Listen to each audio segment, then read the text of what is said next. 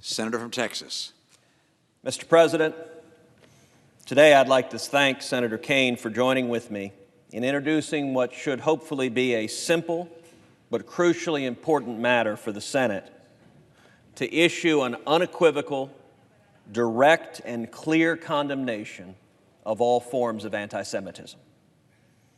Unfortunately, we're living in an era where the need for a strong and clear condemnation of anti-Semitism has become acute.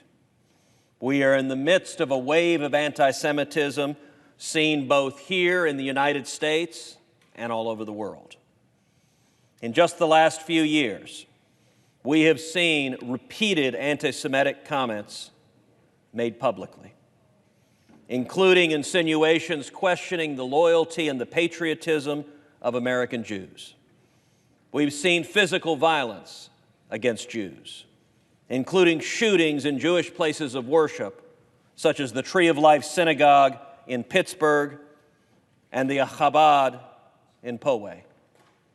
We've seen a wave of physical attacks against Jews in the streets of New York. And we have seen the growth on our college campuses of movements to aggressively boycott products made by Jews in Israel.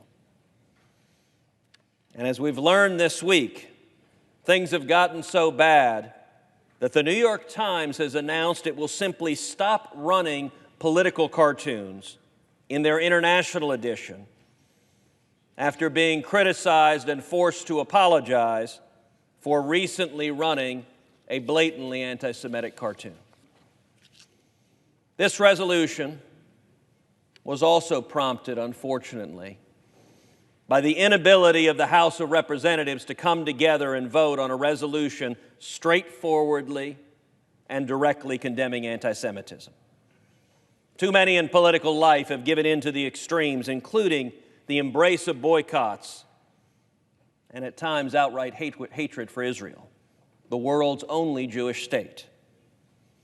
So when the House tried to condemn anti-Semitism, sadly, they were instead forced to water it down into a general resolution decrying bigotry of all sorts, listing every group they could think of. There's, of course, nothing wrong with condemning bigotry and hatred in general, but anti-Semitism is a unique prejudice with a unique history that has led to unique horrors throughout history. Jews today are the most targeted religious group in the United States for hate crimes, according to the data compiled by the FBI. We need to be able to acknowledge that clearly and directly, and that's what this resolution does.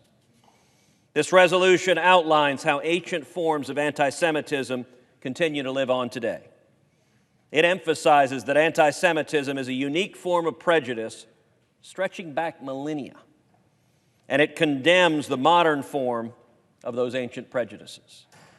It talks about how anti-Semitism has for centuries included exactly what we're seeing here today, including physical attacks against Jews, including attacks on the loyalty of Jews and accusations of dual loyalty, campaigns to boycott, to confiscate, or destroy Jewish businesses, and accusations that Jews use money to purchase political power.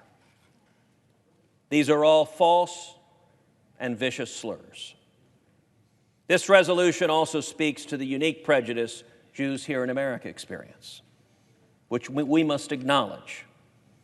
I'd like to read one clause in particular in the resolution. Quote, "In the United States, Jews have suffered from systematic discrimination in the form of exclusion from home ownership in certain neighborhoods, prohibition from staying in certain hotels, restrictions upon membership in private clubs and other associations, limitations upon admission to certain educational institutions, and other barriers to equal justice under the law."